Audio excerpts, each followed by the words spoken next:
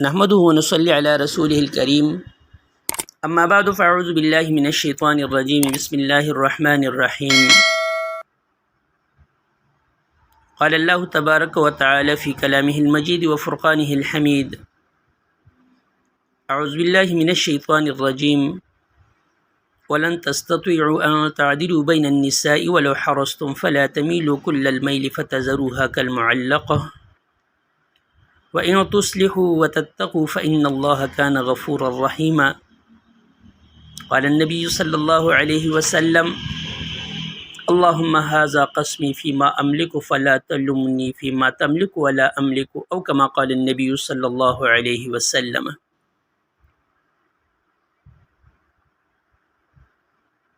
کلام مجید میں رب ذوالجلال نے ارشاد فرمایا ہے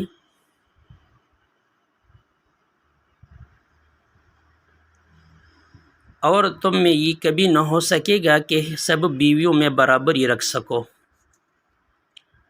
گو تمہارا کتنا ہی جی چاہے تو تم بالکل ایک طرف نہ ڈل جاؤ، جس سے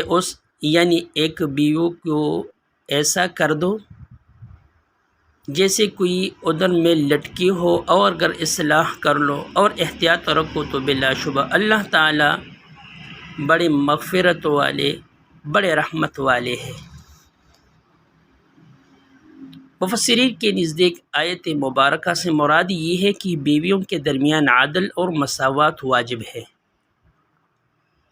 مثلا نفقہ، سکنا اور پاس رہنے میں برابری کرے۔ ہاں البتہ اگر غیر اختیاری چیزوں میں مساوات نہ ہو سکے تو قابل مواخذہ نہیں، مثلا ایک بیوی سے فطری محبت زیادہ ہو اور دوسری سے کم۔ نبی کریم صلی اللہ علیہ وسلم عدل بین الازواج فرمایا کرتے تھے،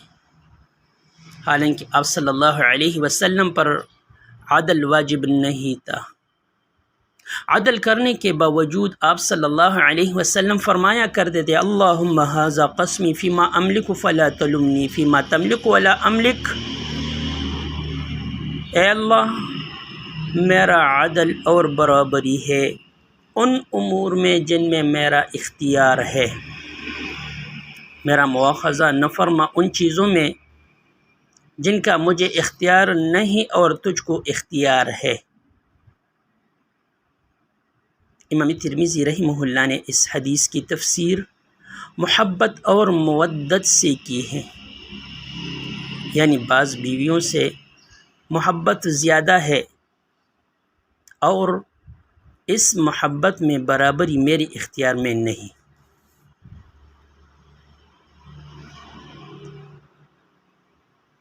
مگر عدل نہ ہو سکنے کا غالب احتمال تو ہو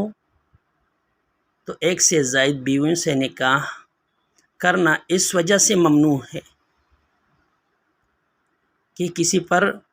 ظلم کرنے کی وجہ سے گناہ گار ہوگا۔ وآخر دعوانا ان الحمد للہ رب العالمین۔